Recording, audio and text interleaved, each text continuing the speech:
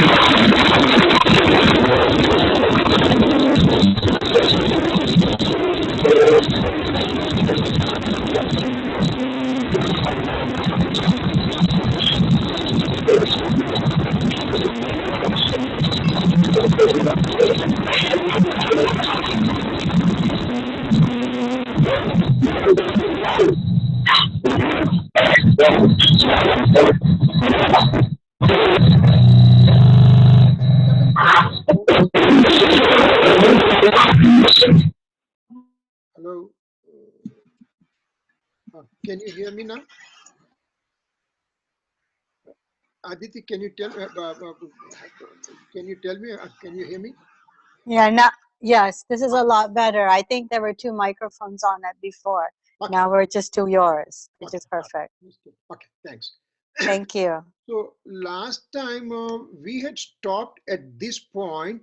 We just gave this is a previous slide, not the one that I sent it out today, because we have not completed the Magalacharan from the first, second, and third stanza. So this is a part of the first stanza of Magalacharan. We have gone through several names of Bhagwan given, so we have talked about it. Now we are going to go more about it. Let's see. Okay. When we give so many different names to the Bhagwan, as in the previous slide, then person with the dialectic relativism, that's a Syadvadi, has no problem with any names as long as it fulfills the following. What is Syadvad? Syadvad and Anekantvad. Anekantvad is, definition of Anekantvad means in a given substance, 2 opposite things are represented at the same time. Once again, Anekantvad, multiplicity point of view. 2 exact opposite things residing in the same substance at a given time. For example, soul is permanent as well as soul has transitoriness. Depends on from what angle you are looking at it. From substance perspective, soul is permanent. From modal perspective, soul is a transient. So permanency and transiency both residing in the soul substance, that's called Anekantvad. That's a fact. Now, Syadvad means, Vad means to speak. Now when we are speaking that way, that is called Syadvad. So Anekantvad, when it's expressed in the language, then it's called Syadvad, or it's called dialectic relativism. So person having this, person who is a Syadvadi, he does not have problem using many different names of the Bhagwan as long as it fulfills the following. What are the what are the following things? Things with pure eternal existence, nature of pure consciousness, illuminates with self-experience, all knower, devoid of all material karma. These are the adjectives that one has to use into the soul substance. That soul from the substance perspective is eternal, having eternal existence. It was never created, will never die. It just keeps on changing the form. Nature of pure consciousness means soul has consciousness attribute. Consciousness attribute means jnana and darshan, perception and knowledge. Perception is a one in which it gives just general perspective. This is the United States of America. That's a general statement. Now, there are 50 states are there. Each state has a capital, and there are also multiple cities are there. Smaller communities are there. Whites are living, blacks are living, Asians are living. All those different specific things when we talk, that's called knowledge. The first thing when we say United States of America, that's a general perception only. So perception and knowledge both combined together is called consciousness, is called chetan, chaitanyatva or chetan. So soul has chaitanyatva, soul has consciousness, means soul has knowledge and perception attribute within, and for that thing soul doesn't have to go outside. I know this is computer, I know this is my room, I know this is my book, all those things. I don't have to go outside because knowledge is generating within me only. Just because there is universe, that's why Kevali Bhagwan knows the universe? Not necessarily. Universe is in its own place. Kevali Bhagwan, he is in his own status, and Kevali Bhagwan, because of his knowledge, knows the whole universe. Knowledge is within me. I am the one who knows the thing. Whether the things are there in front of me or not, it doesn't make any difference. So that's a consciousness. Illuminates with the self-experience. Now, everything gets illuminated with the self-experience only. My soul substance, when I put the attention towards my soul substance, then I realize my soul. Realization of my true nature of the soul. Realization of my permanent nature of the soul, that realization is called Samyak Darshan. So the consciousness that's get illuminated with the self-experience. Soul is also all-knower because soul has a capacity to know the universe, not only this universe, but if there are infinite universes were there, soul will be knowing those things. The capacity of the soul is that much. It can drink away all those knowledges from infinite universes too. So this soul is all knower. Soul is devoid of material karma. So these are the things that when we fulfill this criteria, then it doesn't make difference what name you give it to this one. As we said in this previous slide, so you can call Param Brahma, Nishkalang, Suddha, Anupam, Parampur, whatever name you want to give, as long as you are fulfilling this criteria. Sarvatha ekantvadi ne aam manyata nathi. Means those who are knowing, they know from one angle only. They don't have multiplicity point of view. They have one point of view only. For example, Hindus will believe soul is permanent only. That's it. There's no transitoriness in the soul. Period. Okay. Buddhists will say soul is transitory in nature. That's it. It cannot do anything else. So they are called Ekantvadi, means they are absolutist people. And they believe in absolute thing only. That's why there is kind of misconception occurs. Gurudev says, lots of time he says in the pravachan, that Samaysar just talks about permanent nature of the soul substance, eternal permanent nature of the true nature of the soul substance. That's what the Samaysar subject is. Now, when you go and learn, when you read the Gita, where they believe in absolute things only, and they say soul is permanent, there is no transitoriness at all.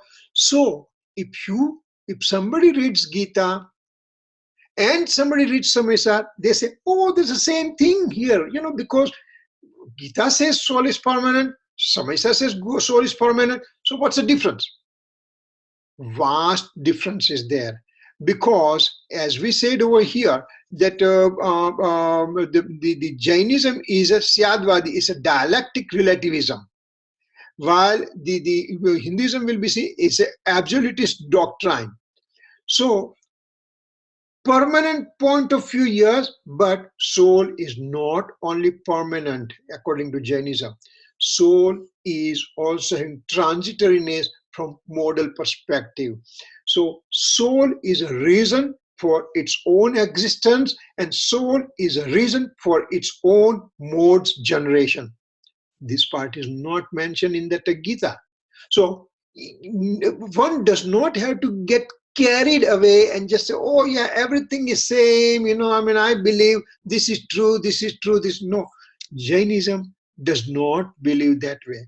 Jainism says there is a dialectic relativism, there is a Syadvad, and that's what we believe strongly, and that's what the things are. So this is the bhavart of that thing.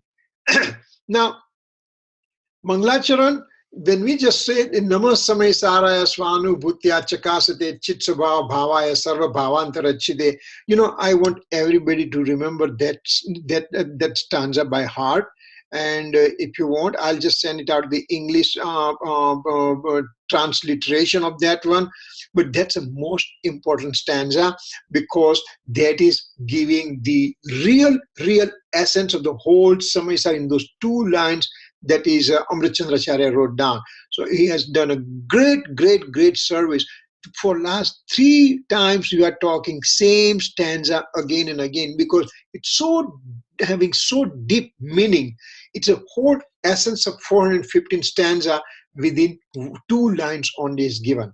So let's try to work on it to remember by heart, and so we can recite that one at night time and at daytime, before sleeping, after waking up, whatever, So now the same Magalacharan that Amrit Chandracharya said, Namah Samaysaraya Swanu Bhutya Chakasate Chitsubha Bhavaya Sarva Bhavantarachide, somebody also wrote down in a Gujarati the same thing. What does it say? Pragate Nija Anubhava Kare Satta Chetan Roop Saugnata Lakhine Namu Samaysar Sahubu. What does that mean? It means basically same thing that what we are talking about for last 3 times, that Pragate Nija Anubhava Kare means that this is modal perspective. Satta is a dravya. Chetan Roop, that's an attribute.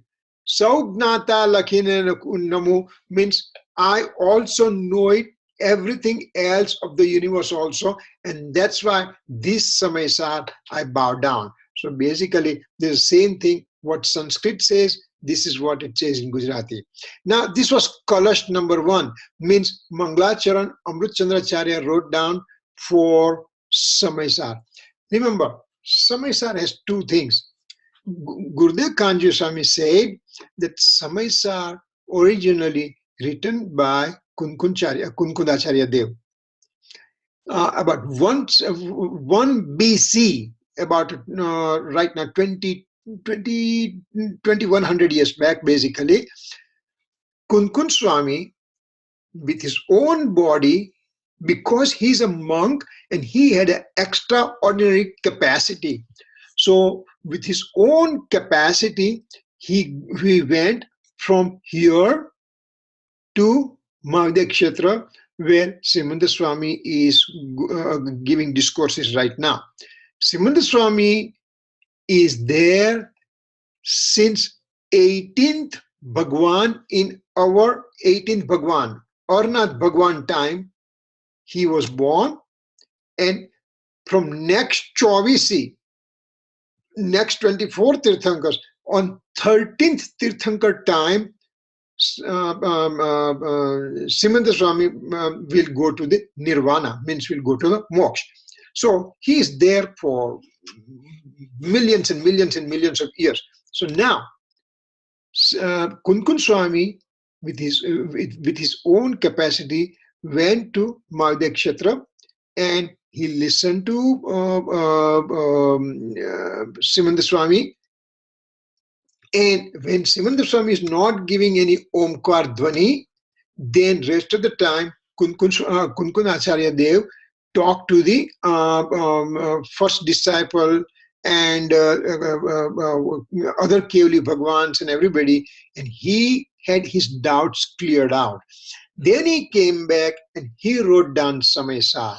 So that's why this Samaysar is been considered as a most authentic, because it is a direct listening of this Omkar Dhvani, the Omkar divine sound of Bhagwan, and then Kunkun Swami wrote down Samaysar. That's why it is most authentic. That's what we did.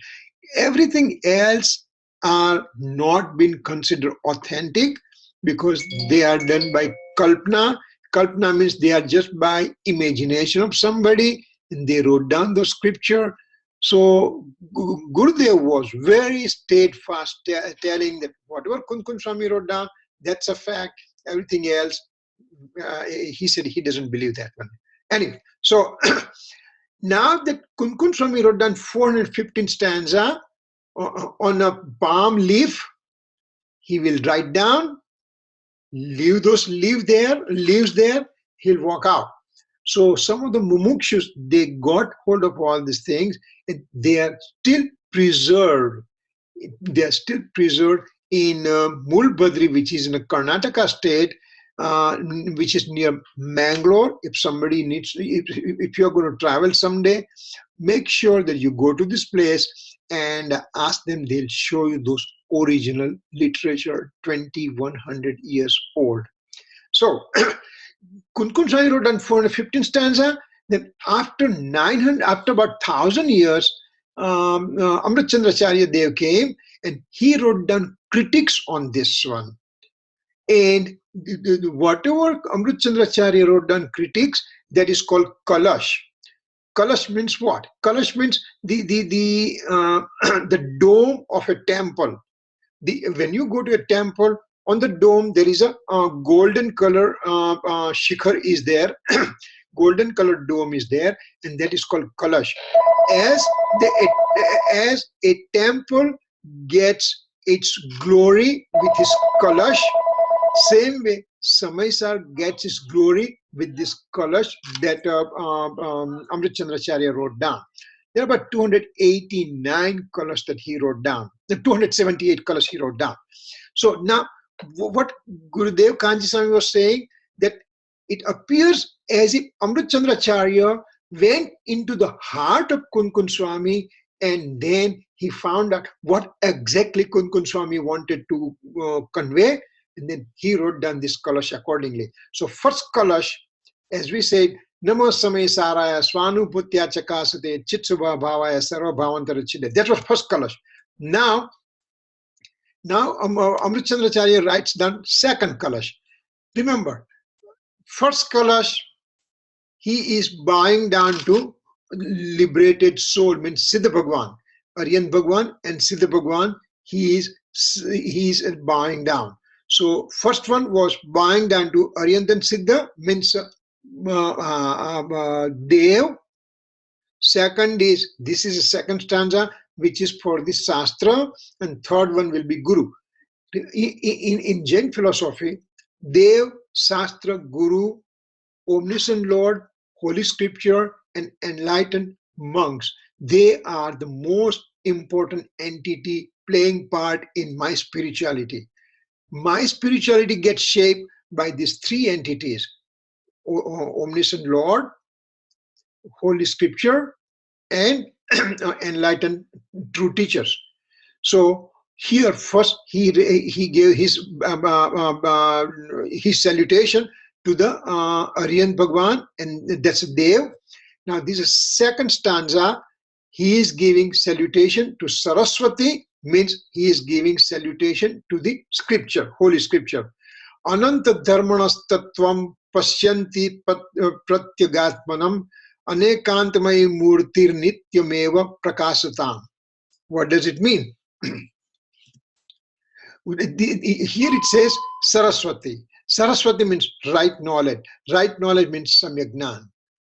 So right knowledge is samyagnan. So he is bowing down to samyagnan. Omniscience knowledge is called kevalgnan. And whatever the knowledge I have it or we have it, it is called mithyagnan. It is called wrong knowledge. It is called ignorance. So I'm in the ignorant state, but when I realize my own soul, then I get the right knowledge, means samyagnan. And when I progress further, there is a purity of the knowledge occurs, and ultimately, on the 13th Gurthanak, the knowledge becomes absolutely pure, spotless pure, and that is called Kevalgnan. So, nature of the Saraswati, it just includes Samyagnan and Kevalgnan. And it also includes scriptural knowledge, means Sutagnan.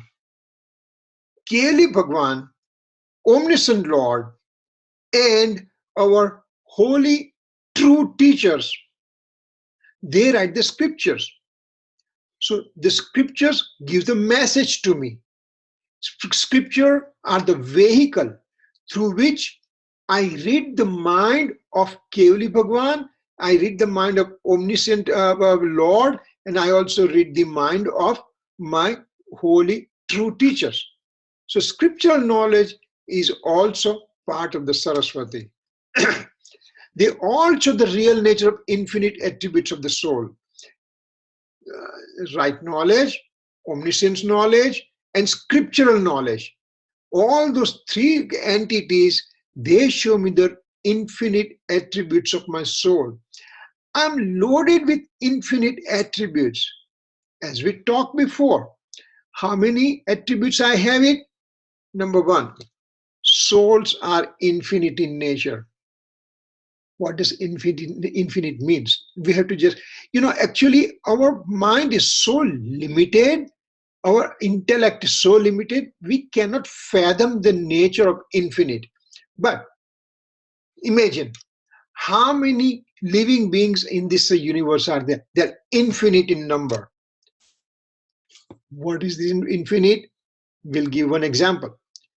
If you take the root vegetables, you take the root vegetables like potato, and you take a needle, and on the top of the needle, whatever part of potato that you can carry on, which is a very, very, very small piece, that there are innumerable bodies in that small piece of potato which is on the top of a needle. Innumerable, asankyat sharir, out of which you take one body, innumerable body, you take one body and you analyze, and there are infinite amount of living beings of the Nigod type, living beings of lowest forms of life. Nigod is called lowest form of life. Have you seen do you know the concept of a virus? What does virus means? Bacteria are single unit with a nucleus and cell cytoplasm and cell wall and everything. So bacteria is a one unit, but virus, they live within a cell. So that's, if I have a common cold, what does common cold mean? It's a common cold virus I have. What does a virus mean? It's a cell, and within the cell, virus can survive. So when science is telling about cell and a virus living within, 2500 years back, our top master already has said that lowest form of life, that's a nigod, can live in a given cell, and they are infinite in number. In one cell we are talking, Infinite number. How much infinite? How much infinite? There are Siddha Bhagwan. There are Siddha Bhagwan from the past, present, and future. How many Siddha will be Siddha Bhagwan will be there? How many liberated souls will be there? Huge number, infinite number. So that infinite number of a Siddha Bhagwan of past, present, and future, they are infinite, but this one cell of the potato which is sitting on the top of a needle in which there are innumerable cells are there, out of which one cell has infinite number of living beings times infinite. In the universe, past Siddha Bhagwan, present Siddha Bhagwan, future Siddha Bhagwan, they are infinite in number, but infinite times infinite number of living beings are there in one cell. This is the definition of one cell only, that many living beings. Now you can imagine how many could be there in this universe. So that infinite is a number of living beings. We'll be using infinite so many times. We talked about it before also. Let's revise quickly. If I gave you 2-digit numbers, and I can just say with permutation combination, how much possible numbers I can get between 10 and 99. How many possible combination I can get?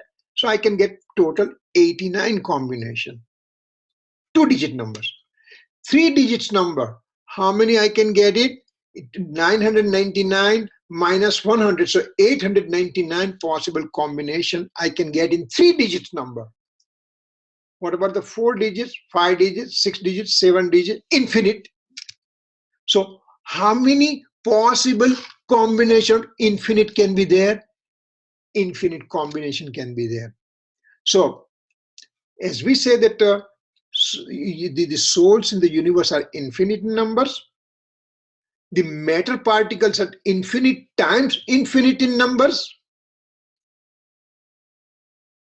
Total amount of samay means we are not going to go in detail about samay, how samay is calculated, but of course there's definition in the literature, but we are just going to put it aside.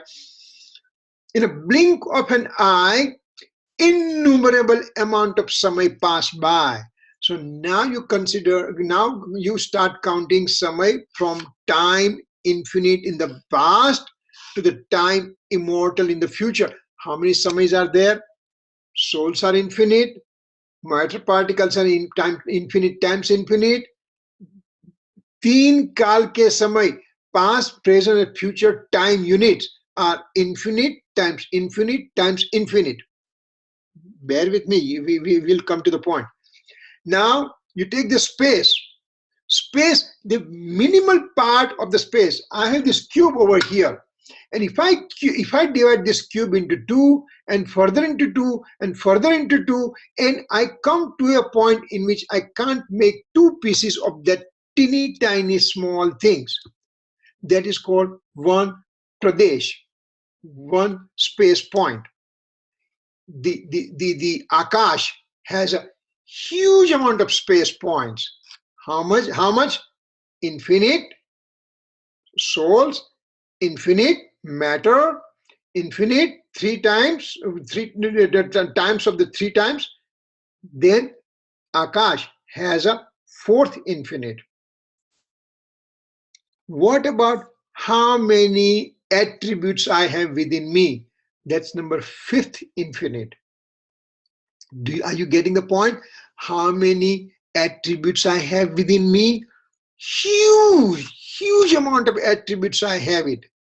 And right knowledge, omniscience knowledge, scriptural knowledge, they all will show me the real nature of my infinite attributes of the soul. Isn't it surprising? Isn't it great that this knowledge, this Saraswati will teach me all these things? This Saraswati is called Vani, Bharati, Sharda, Vagdevi. Different names are given, but basically it means same: right knowledge, omniscience knowledge, scriptural knowledge. So those three things are given different names. If you have seen the pictures of Saraswati that Hindu mythology depicts, that there is a lady sitting on a peacock, and she is playing the guitar type of instrument.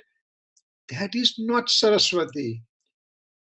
According to Amrit Chandracharya, Saraswati means Samyak Gnan, Keval Gnan, and Sut Gnan. So this is called real nature of Saraswati. So this Saraswati will show me the real nature of my soul with the infinite attributes within me. This is the scriptural things. Omniscience Lord, that is been bowed down in the first stanza. This is Saraswati, I'm bowing down in the second stanza. So Saraswati shows infinite attributes residing in the soul substance. Therefore, it is true in nature, and nature of infinite attributes in the soul. What are the infinite attributes? We already talked about this, but their truthfulness, causal efficiency, extension into the space, objectivity, consciousness, formlessness, etc. are the attributes, and are having infinite modes coming through these attributes. Their infinite attributes are there. If I start counting my attributes from today, it will take infinite amount of times to count all those things. And still it won't be done. Then how will I know all these things? For example, if I give you two edible powders, and I just say, I don't know what is what, can you tell me? I'm going to do blindfold to you, and I'm just going to give you those two white powder. They're edible. So now you just tell me what it is. So you picked up, you take a pinch of those material, put it on your tongue, and right away you said, this is sugar. And right away you said, this is salt. How did you say that? Because sugar taste is sweet, and salt taste is salty. Remember, sugar and salt are matter, and they also have infinite attribute, just like the soul has an infinite attribute, different types. But total number of attributes in any given substance are same, and they are infinite in numbers. So out of infinite number of attributes present in the salt and the sugar, you just picked up one, and that is a taste, and you just made the conclusion that what is it. Similarly, I don't have to know all the infinite attributes. I just have to pick up few of them, and that is one of those things is called knowledge, Gnan. If I understand Gnan Gun, I understand knowledge attribute perfectly, and I just work on the knowledge attribute. And that's only the way I can realize the soul, quickest way and easiest way. So retention of ability, dharma, many times. Now this one also says, Saraswati also says different things. They just say that because attributes are there are different types of attributes are there. For example, here, what did we say? Truthfulness, causal efficiency, extends into space. These are the specific attribute having their own modes. There are also other attributes are present. They are called dharma. Dharma means retention of ability. Remember, the spoken words have limitation. Spoken words are not exactly expressing what I want to say. For example, I had a good food today and I become very, very happy. How do I express my happiness? Is there any words for it? No, there are no words to express. I'm sad today, something didn't go right way. Can I express my sadness in the words? No. So there are limited words are there, and with those words we have to understand what it means. So word dharma Several meanings are there for the word dharma. Dharma means religion, dharma means retention of ability, and many other things are there. But retention of ability is called dharma. That is the one which we are talking over here. What does it mean? Oneness and manifolds. Ek and anant. Oneness, ekatva and anantatva. So those are the dharma. Means these are the dharma means their ability, retention of ability means exact opposite things are present in a given substance. They are called dharma. So oneness and manifolds, permanency and transiency, division and indivisibility. There are infinite number of attributes are there, but there is indivisibility means the soul is indivisible. Pure and impurity. When I have Samyak Darshan, from Samyak Darshan perspective, I have purity. But at the same time, I have the other karma effect is there, and that's why I have a inclination of attachment and aversion, means rag and dvesh, and those rag and dvesh are called impurity. They are, etc., can be spoken, and there are also infinite other abilities that cannot be spoken with the words. So this retention of ability are also infinite within me. We just said about few of them only over here. All these retention of abilities do belong to the soul. What's the real nature of the Saraswati? That means now, what's the real nature of Saraswati? Consciousness is the extraordinary capacity of the soul. It's specific for a specific soul only. I have a consciousness. My consciousness is entirely different than your consciousness. Is entirely different from the third person's consciousness. So everybody has their own individual consciousness present. Saraswati knows it and also shows its true nature. Saraswati knows it and shows its true nature. How does it do that? Let's see. How does it do that? Saraswati knows it means right knowledge and omniscience knowledge. Both the knowledge, they will know the extra consciousness nature of the soul. They will know it. They will experience it. Plus, the literature, the scriptures, they will show the nature of consciousness to me. So, nature of Saraswati means it shows and it knows the the consciousness capacity of the soul, and that is this Saraswati. That's a goddess of knowledge, if you want to say that. Hindu philosophy, as we said, they will show the lady sitting on a peacock and will be playing something called veena, which is similar to guitar. That is not the Saraswati that Amritchandracharya wants to show us to us. He wants to show us to us that this is the Saraswati which knows and shows the consciousness capacity of the soul, knowing by Samyak Darshan and Keval Gnan, and showing by the scripture. So this is the nature of the Saraswati. So first slok we talked about, first kalash we talked about is a omniscient Lord. Second kalash, this one is bowing down to the Holy Scripture. Now the third one, kalash number 3, par paranati hetor mohananor nubhava davirata bhavya vyapti kalmashitayaha mama prarama vishuddhihi suddha chinmatra murte bhavatu Samaysar vyakhyayir nubhete. So Amritchandracharya writes down this third kalash. What does it mean? In this third stanza, there is description for Guru. Remember, we said Dev, Shastra, Guru, omniscient Lord, Holy Scripture, enlightened monks. So, Holy Scripture was the omniscient Lord was a first stanza. Now, second stanza, what we talk Saraswati was a scripture, and now we are talking about the Guru.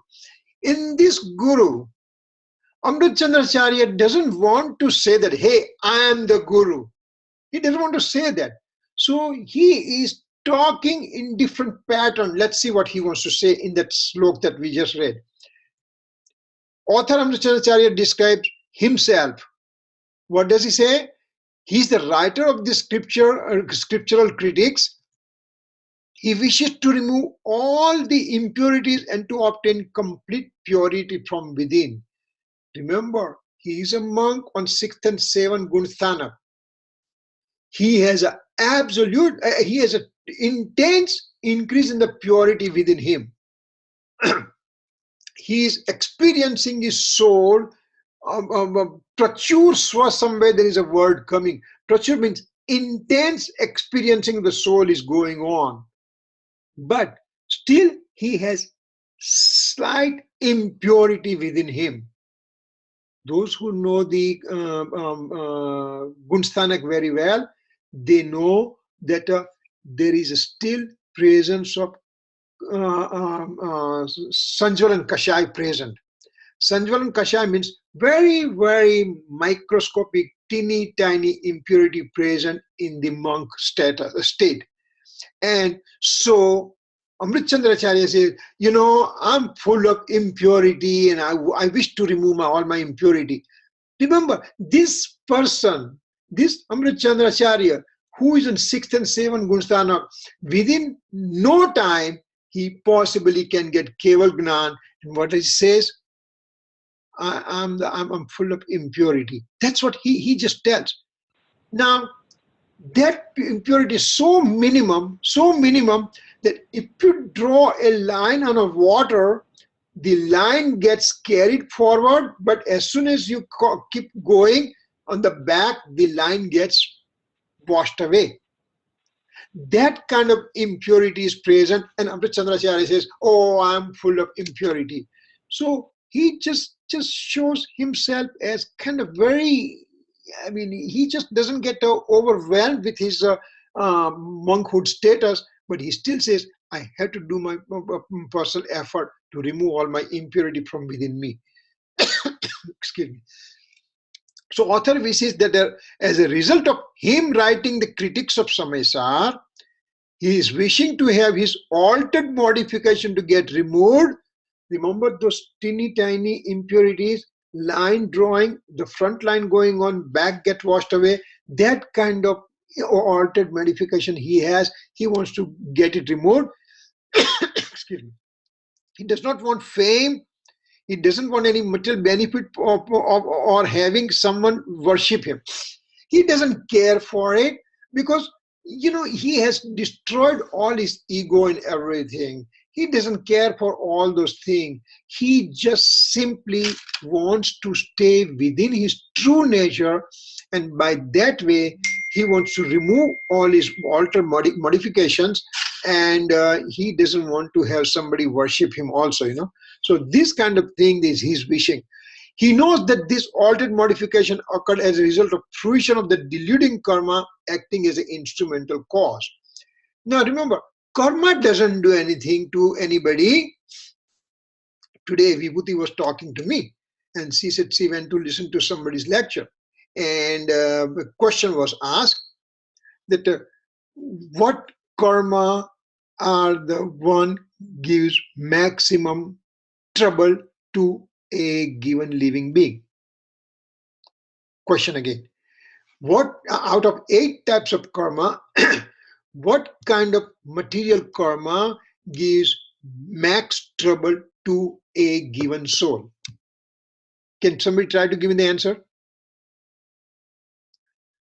What kind of karma, out of 8 karma, what is the karma gives maximum trouble to the soul? Yes? Darshan.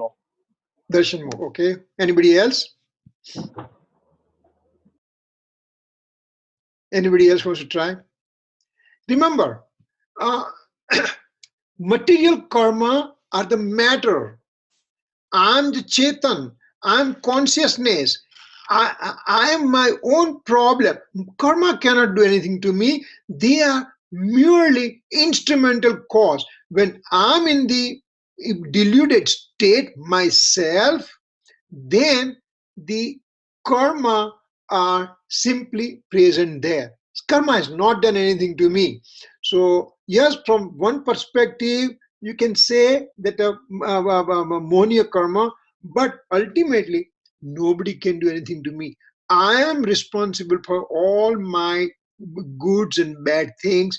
Nobody, no material karma, nothing else of the universe can touch me, can bother me, right? Okay, let's see next.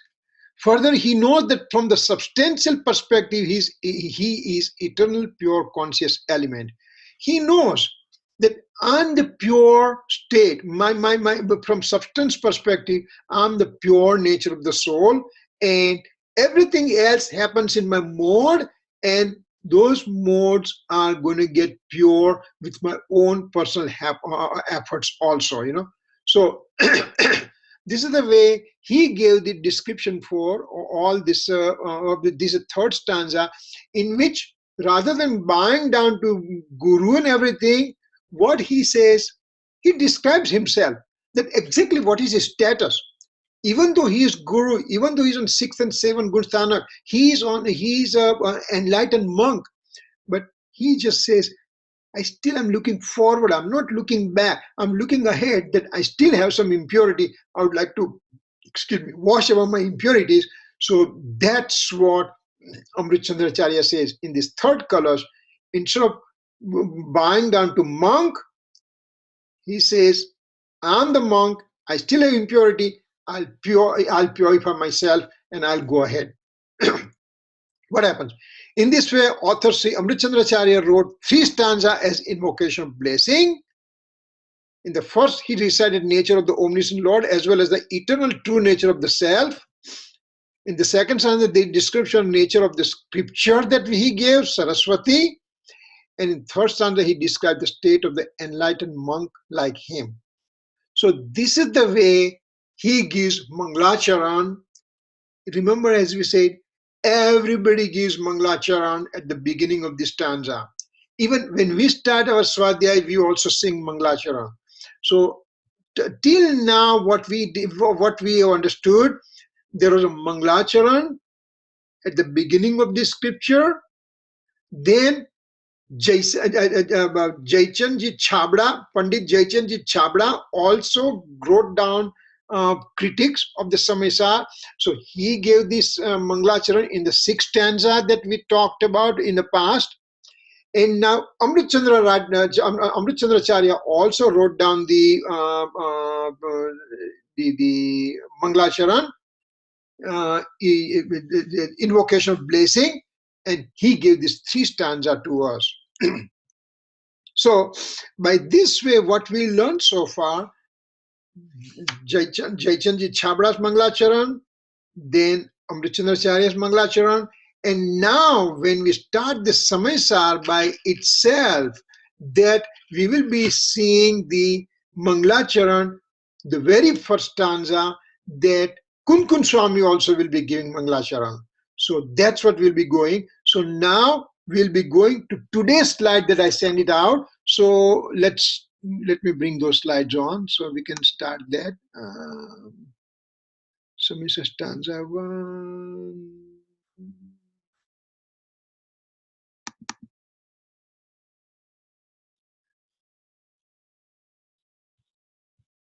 One second.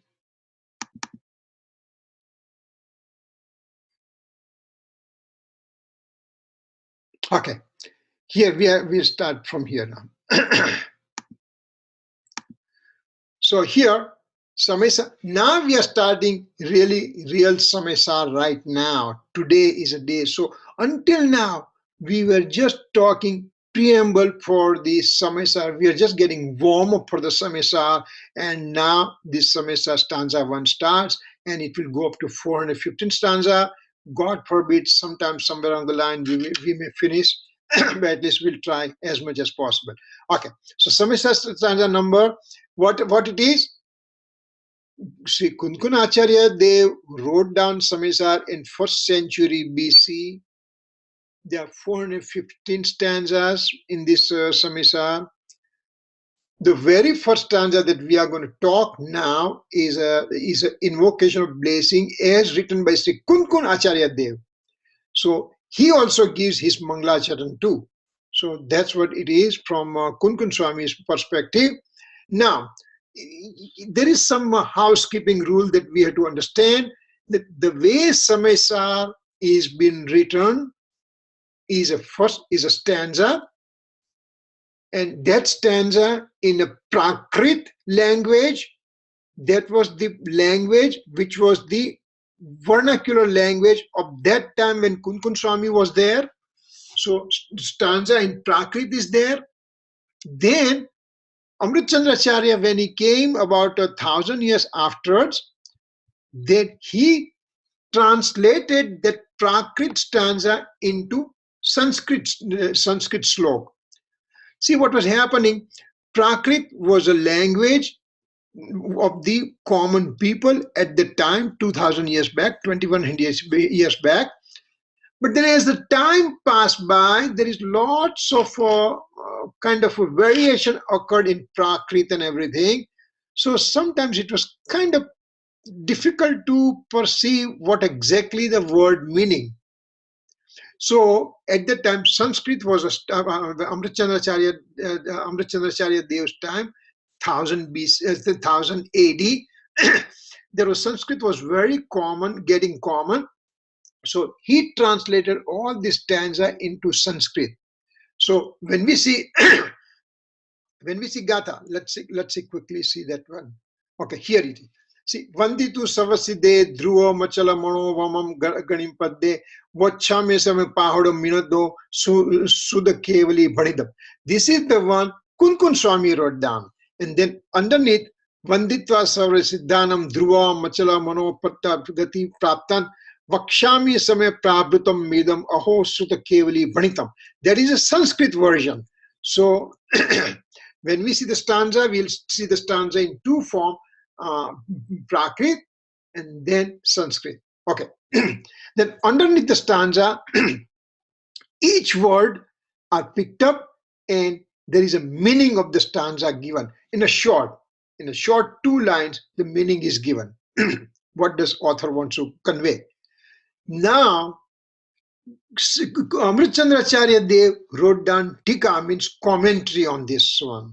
So he expanded that one a little bit more in the sense he wrote down that commentary in a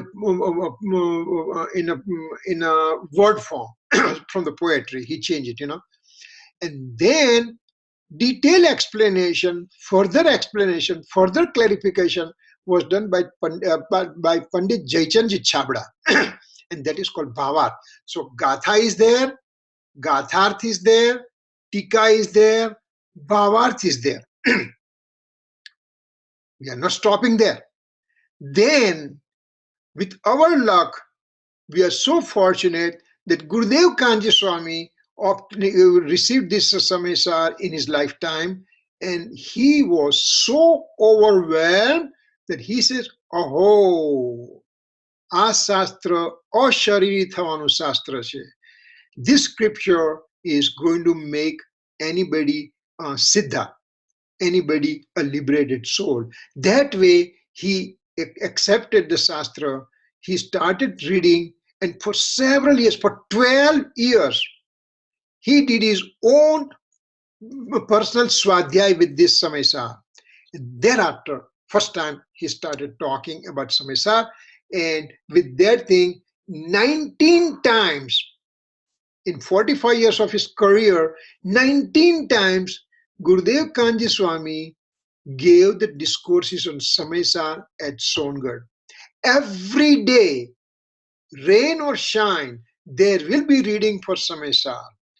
415 stanza. Sometimes there are under 550 types of 550 hours of recordings are there. So all those recordings are available to us. All those recordings are in the audio form, and now somebody has translated those recordings into the word form. Of course, in Gujarati, and also is available in Hindi, not in English.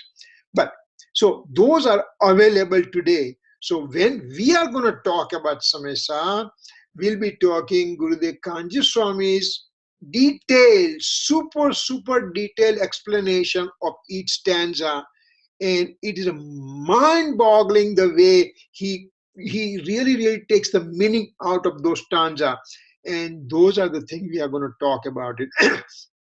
First stanza alone, I went through at least 6 hours of lectures that he gave. So 6 hours that he talked only about this first stanza only. So that kind of capacity Gurudev had it, and he wrote he explained meaning in a real simple language for us people. And today we are very fortunate that we are talking these things. Thanks to him, thanks to Amrit Chandracharya Dev, thanks to Kunkun Swami, thanks to Simanda Swami, because we are able to understand, try to digest, try to make our way out of it, and ultimately it's how I live. That's what it shows to me. It just shows me how I'm going to live my life properly and make make use of this each and every moment that I have it. Ultimately, I'm going to realize my soul, and then that realization of the soul is called Samyak Darshan, and then I'm going to progress further, and I'm going to obtain Keval Gnan, and I'm just going to get liberation. That's what we all are going to do that. So we are very fortunate to go through this one. So today's things I'll go quickly because these are the things that what Gatha, Tika and Bhavarth is there. And thereafter, next week, we'll just see what Gurudev really how he dissects each and every word. So this is stanza number 1, in which this is the top one. These top 2 lines are the Prakrit that Kunkun Swami wrote down. These 2 are the Sanskrit that Amrit Chandracharya wrote down. Then this is the Tika. Tika means this is the critics that in Sanskrit Amrit Chandracharya wrote down. So we are not going to go through Sanskrit Tika right now, because I am not well versed with the Sanskrit, but Gurudev has given each and every word's meaning. Just this is first word is atha, and he talked about 30 minutes on this word atha only, for example. So again, this is the Gujarati translation. Dhruva achalane anupama gati pamel sarve siddhane vandi kahu sutta kevali kathit asamaya prabhrata aho. And this is that Sanskrit, and this is the Prakrit, and then this is Sanskrit meaning of the stanza. Then there is a meaning of the stanza. Gatharth is the meaning of the stanza, what it says. We won't go in detail right now. Then Sanskrit commentary by Amrit Chandracharya, and then the same thing in Gujarati, what it says. So then there is Tika by Pandit Jaichandji Chabda, and then there is a explanation what is a Dhruv, what is Achal, what is Anupam, and all those things as they say. This Tika continues, and then it just continues. These are the things what is written in the book to start with. And once that the Gurudev Kanji Swami has dissected each and every word to make it much more elaborate and simple for us, that we'll be talking next week. We are just getting overall synopsis that how each stanza will be flowing. This is the Bhavarth that Jaichandji Chabda wrote down about his own critics, and in a proper explanation that we as a layman can understand properly. So this is the Bhavarth, what he says. When you have time, you can just go through this one. So prior to the next visit, when we have it next Wednesday, that you can just go through this thing. So This is in short what we are going to learn from Samaysar. Gatha, Gatha, Tika, and Bhavarts. Four things we'll be talking in each stanza. So it's definitely Sutakevli and Samay Prabhat and how it is created and all the things and over here. Because we are going to go through this one in great detail later on, that's why I'm just basically passing through, so that's why we know it. So this is what we are into it, and together we are going to make it our journey successful, and not only our journey to be successful, but ultimately we all will understand, digest, put it into action,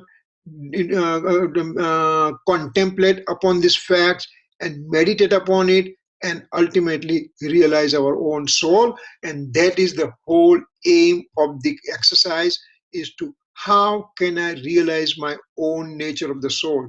I have to understand what is the nature of the soul. Once I understand my nature of the soul, then I work at it. First I get the my GPS will tell me exactly how to go. Once I print out those my directions, then going is not a difficult. I have to have a direction. So Gurudev Kanji Swami here, with Amrit Chandracharya, with Jaychandji Chabda, with Kunkun Swami, with Simandar Swami's help, he tells us, he shows the direction. He is merely the guide for us. To go on that path or not to go on the path is my responsibility. He doesn't say that you got to do this, this, or else. He doesn't say that.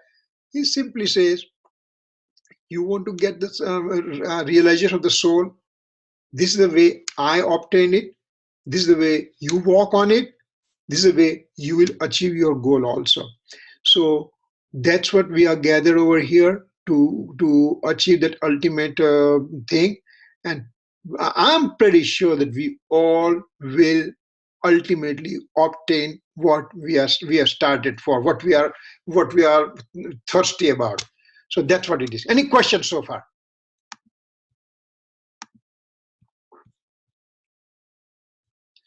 You can unmute yourself and talk if the question is there. No, thank you, Kirit uncle. Okay, good. Okay, very nice. Okay. Thank you. Kirit I'm uncle, getting excited for Samyaksar. No, Kirit well, uncle, that's very good. I mean, if at least that excitement is there, then you are going to you're going to reach the goal. There is no question about it. Kirit uncle, this is Bhavin. Yeah, Do yeah. how do you give us a permission to record it on my computer? Oh, you know what? I talked to those people today. Let me just stop the recording here right now, and then I can talk to you. Hold it.